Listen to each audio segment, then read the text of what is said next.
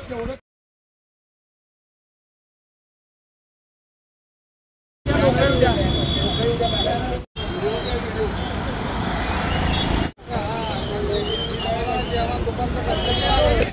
अजित कुमार गाडगे आज आम्ही शासनाकडे अशी मागणी ठेवलेली म्हणजे गेली 10 वर्ष झाली की 7,500 रुपये मूळ पेन्शन कमीत कमी मूळ पेन्शन 7,500 रुपये आणि ती DAशी निगडीत ती DAशी म्हणजे महागाई भत्त्याशी निगडीत अशी द्यावी।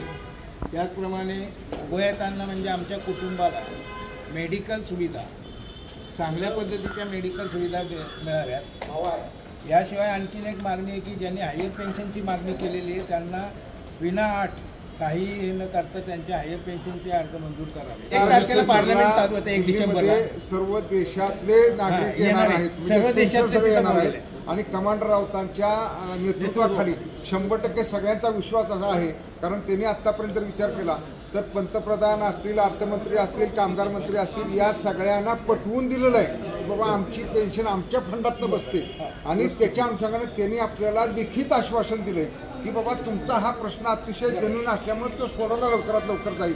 जंतर मंतरमध्ये 3 डिसेंबर आणि 4 डिसेंबरला कमांडर अशोक राऊतांच्या नेतृत्वाखाली सर्व पेन्शनधारकांचे आंदोलन होईल। 4 डिसेंबरला आम्ही जंतर मंतरवर देशभरातून सर्व पेन्शनर जमून मोठं आंदोलन करणार आहोत आणि साधारण 20 ते 25 हजार लोक जंतर मंतरवर येतील असा आमचा एकूण कयास आहे। त्या दृष्टीनं देशभर प्रत्येक राज्यामध्ये जागृतीच्या मोहीम चालू आहेत। प्रत्येक राज्यामध्ये आम्ही जातो, भेटतो, जिल्हाधिकाऱ्यांना निवेदन देतो, पंतप्रधानांना देण्यासाठी, EPFOला निवेदन देतो, श्रम मंत्र्यांना देण्यासाठी आणि त्यांना या निवेदनात आम्ही स्पष्ट कल्पना दिली की येत्या 3 आणि 4 डिसेंबरला आम्ही जंतर मंतरवर मोठं आंदोलन करणार आहोत, याची दखल घ्यावी। अन्यथा 5 तारखेपासून जंतर मंतरवर आमरण उपोषण करणार आहोत।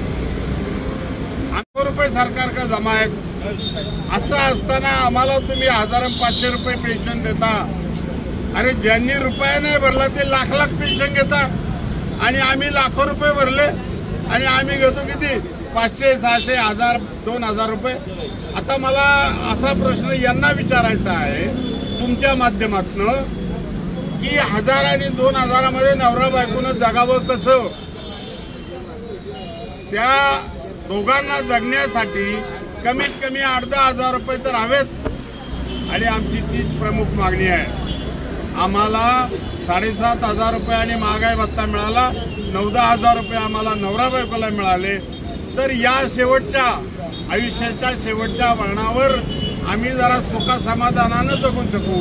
त्या कुटुंबामध्ये आमचं जे वास्तव्य आहे त्या कुटुंबातही आमचं आत्मिक समाधान आम्हाला मिळेल, ज्या समाजात आम्ही राहतो। अहो मित्राला चहा पाजायला आमच्या खिशात पैसे नाही, लाज वाटते आम्हाला। अरे ते सुद्धा आम्हाला या समाजात सन्मानानं जगता यावं अशी आमची माफक अपेक्षा आहे आणि त्यासाठी आम्ही केंद्र सरकारकडे ही वारंवार विनंती करतो आहोत। ओके।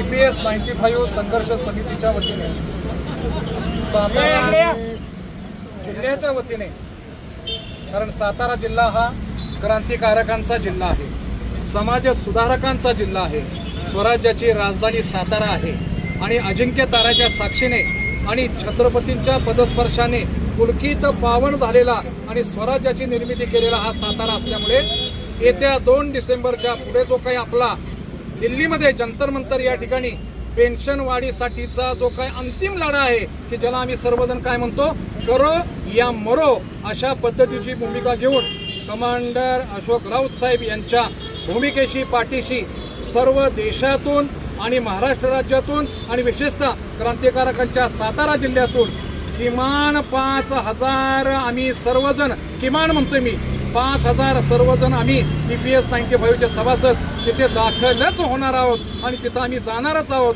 का तर दिल्लीचे ही तख्त राखितो महाराष्ट्र माझा हा सातारा जिल्हा आहे आणि सातारा जिल्हा जिथं 2 पाऊल पुढे येऊन काम करतो ना तिथं यश आणि तिथं न्याय हा मी मिळवूनच देतो आणि मिळवूनच दाखवतो। जय शिवराय, जय भवानी, जय शिवराय।